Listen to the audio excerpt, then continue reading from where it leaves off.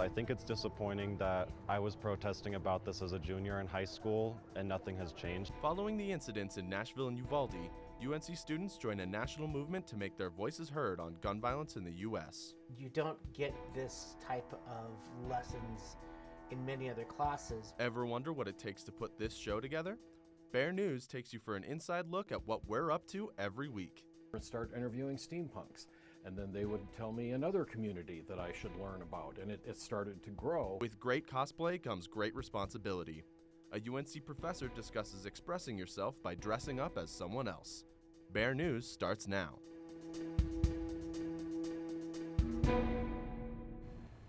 Hello and welcome to Bear News. I'm Mia Olivas. Thanks for joining us. There have been 146 mass shootings in 2023 so far, according to the Gun Violence Archive, which defines a mass shooting as an incident where 4 or more victims are shot or killed. The first national school walkout took place back over 5 years ago in response to the Marjory Stoneman Douglas High School shooting, where 17 people were murdered and 17 others were injured. Students walked out of their classes earlier this month to protest gun violence. Bear News reporter Emily Gutierrez talked to a group here on campus who are making their voices heard. Aren't you guys tired of covering this? Aren't you guys tired of being here and having to cover all of these mass shootings? Some are begging lawmakers to listen to their pleas for safer schools. I have been lobbying in D.C. since we survived a mass shooting in July. Gun violence is the sobering reality for thousands of students across the United States. As a direct response to a variety of school shootings. 12 kids die every day. No more silence! End gun violence! No more silence!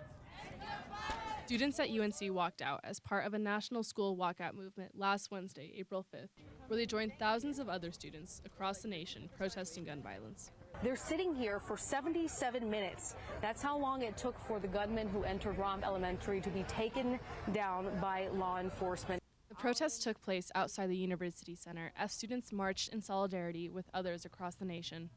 Nia Robinson was one of the lead organizers for this event. We decided to organize it as ourselves of the student body because the school was not doing it previously. Right now, our representatives are not representing us, our values, and we are growing up and we're ready to fight. We can't let people take our rights and our lives away from us. Guns are now the leading cause of death for children, teens, and young adults under the age of 25, according to the Center for Disease Control. I think it's really messed up that there's been so many gun-related crimes, especially at schools or shopping malls or wherever. Something needs to change so that people can feel safe in spaces where they're learning or shopping or doing whatever. We should be able to feel safe in our communities. Researchers at the Johns Hopkins Center for Gun Violence Solutions found that gun violence claimed more than 45,000 lives in 2020. The Tennessee legislature has deferred action on any sort of gun legislation, and Republicans have said that they don't expect to take anything like this up until 2024 at the earliest. I'm here today because I'm upset at the fact that gun violence in America has spiked so heavily, and it's become an experience where you just become desensitized to it when it comes to people dying in schools.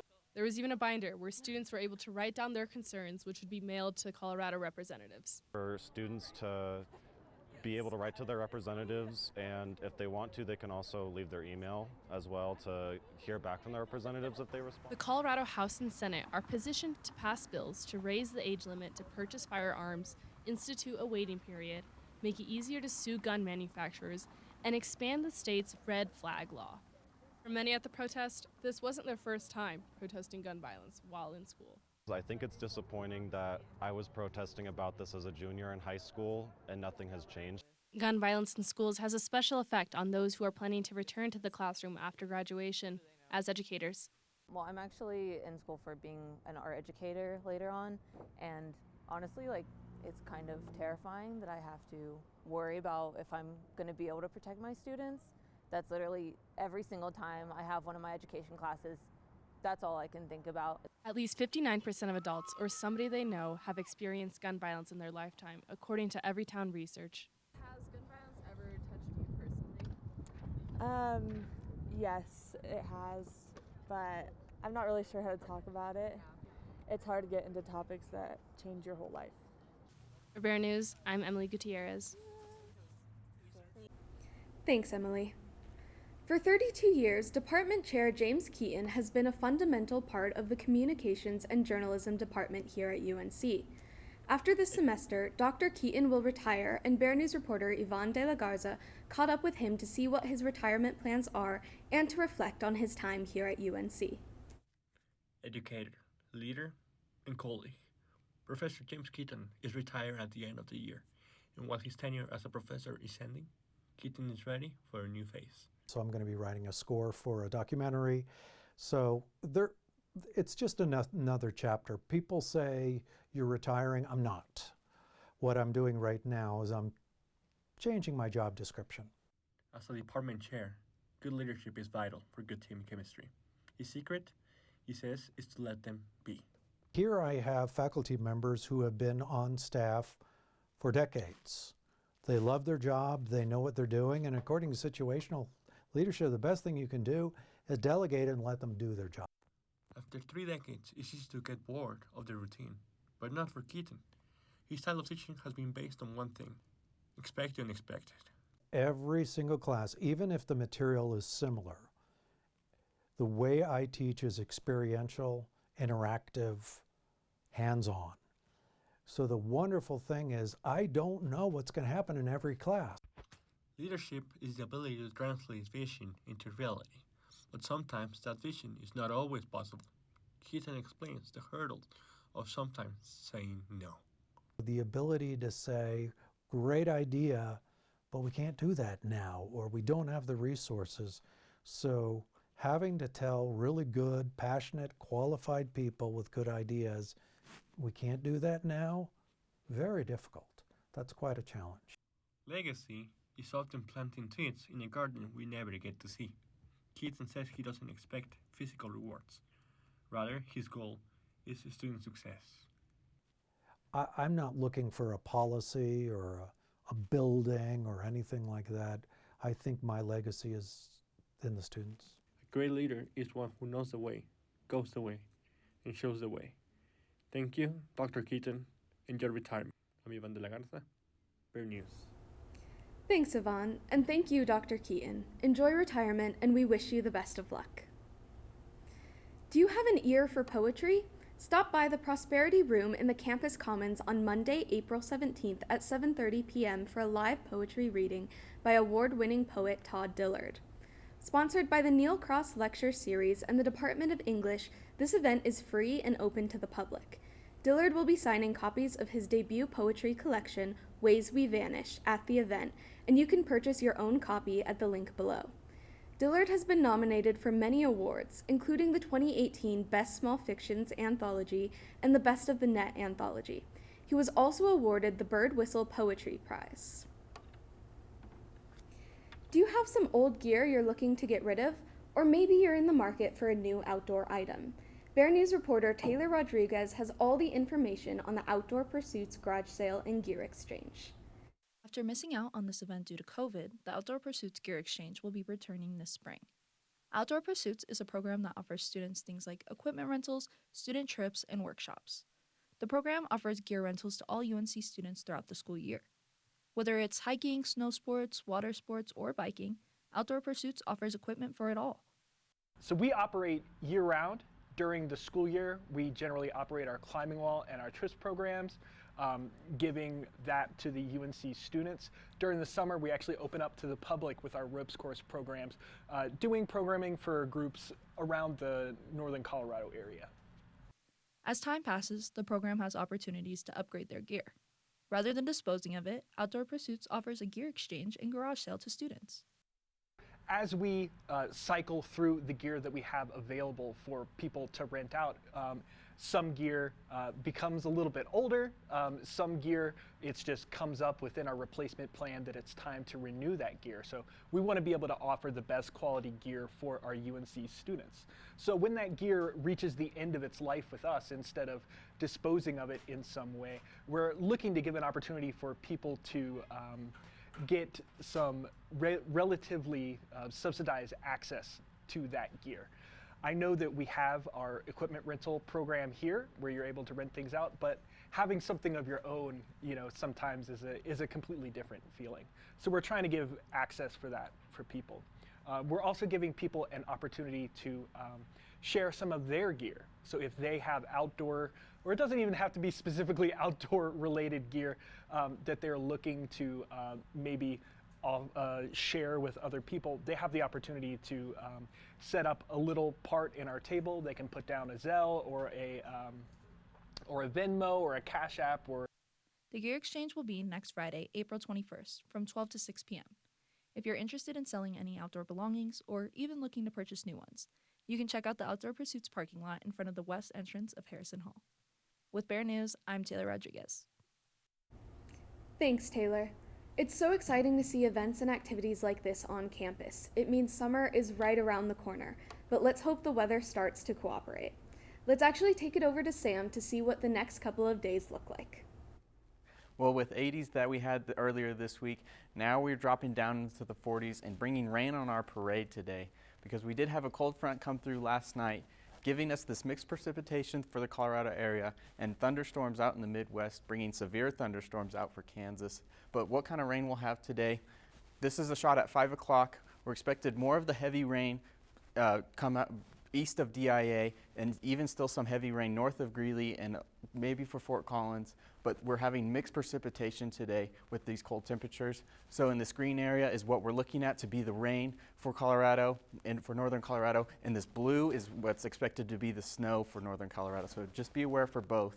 But looking at the highs today, all going to practically in the 40s for most of northern Colorado, 30s in the high country, and we do have some 50s down south of Colorado. But your Greeley forecast today has a high of 44 and rainy conditions. But looking at this upcoming weekend and into next week, we will have the 50s for today and Saturday, but Sunday and Monday we will start to warm up, bringing 74 on Monday.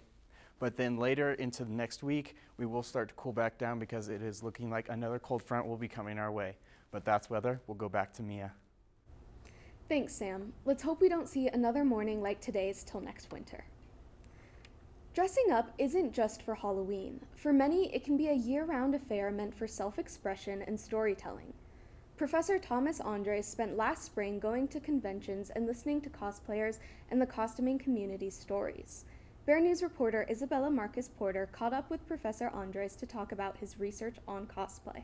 What started out as a short research article about the cosplay community quickly turned into a 16-month process and taking a sabbatical for writing a book about different costuming communities and their identities behind the mask.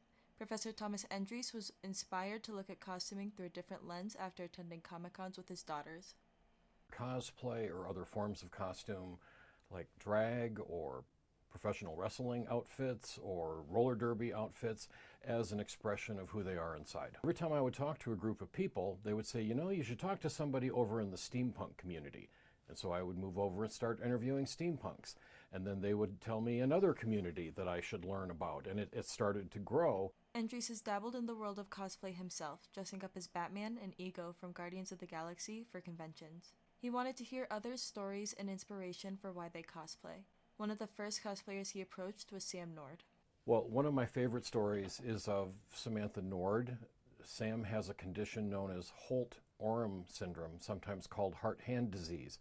In addition to having congenital heart disorder, her arms did not develop, so it's very much like her hands are coming directly out of her shoulders.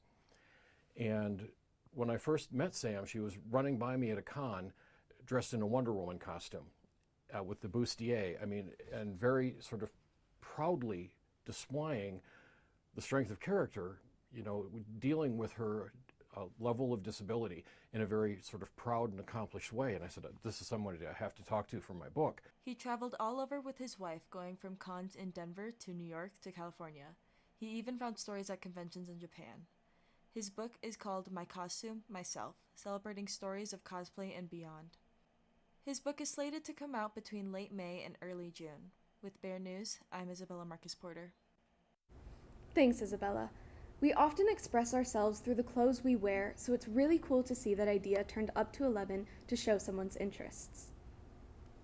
We generally think that historians study history hundreds or even thousands of years ago, But history is always happening, and our current political climate is a direct result of policies that came into play 10, 20, or even 30 years ago. Dr. Hemmer, this year's William E. Hewitt Distinguished Visiting Professor, discusses this in her new book, Partisans. It was also the topic of her lecture on Wednesday. Hemmer explains that this is a new area of study, and historians have just started dipping their toes into the 90s. She said the 90s cultivated a move away from boring politics, as politicians started associating themselves with talk show hosts and entertainers. However, the most functional democracies are, frankly, kind of boring, but that shouldn't stop us from participating in politics. To hear more from Hemmer, you can get her book or listen to her podcasts, Past, Present, and This Esoteric Political History. Voting is the bare minimum, right?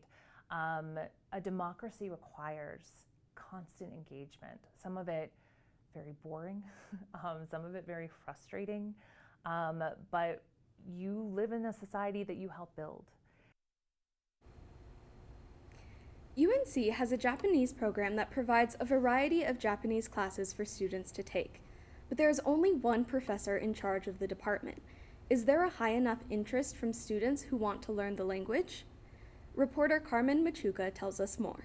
The Japanese program here at UNC provides different classes from language, literature, and culture. The program helps students develop 4 skills of speaking, listening, reading, and writing. Only one professor is teaching the Japanese courses and is the advisor for the Japanese minor, and her name is Kaori Shimizu. Kaori Shimizu has been teaching at UNC since summer of 2021. With only a small selection of Japanese classes, is there a high interest from students who want to learn Japanese? Yes, I believe so. Well, those students who are in the Japanese language courses are studying very hard, although Japanese is not an easy language because we have different writing systems. UNC students Jasmine Alamos and Samantha Hippenstall, who participated in the 35th Colorado Japanese Speech Contest, expressed their thoughts.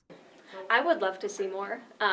Even like when I first tried to take it freshman year, it was hard to get into that first one-on-one class because it was the only one that was offered.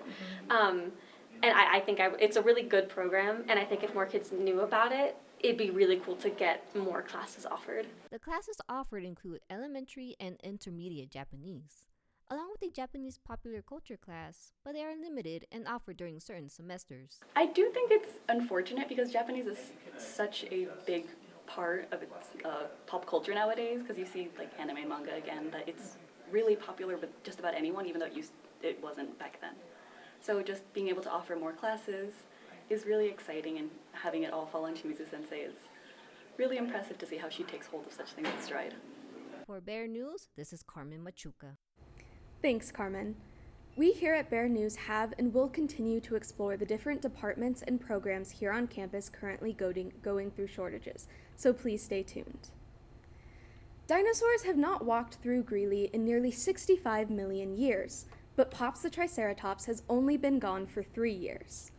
After being transported to the Denver Museum for Nature and Science for research and restoration back in October of 2020, Pops will be back in Greeley starting Friday, April 21st. A special party will be held to mark the return of Pops on the 21st from 3 p.m. to 5 p.m. at the Weld County Administration Building in Greeley.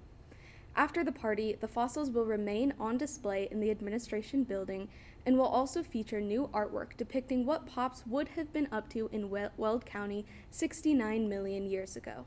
Pops' fossils were discovered in 1982 on a ranch that belonged to Roland Sonny Mapelli, and members of the Mapelli family will be in attendance for Pops' special return. Here at Bear News, we take a lot of pride in providing you with the news you want and need. But what exactly does that look like?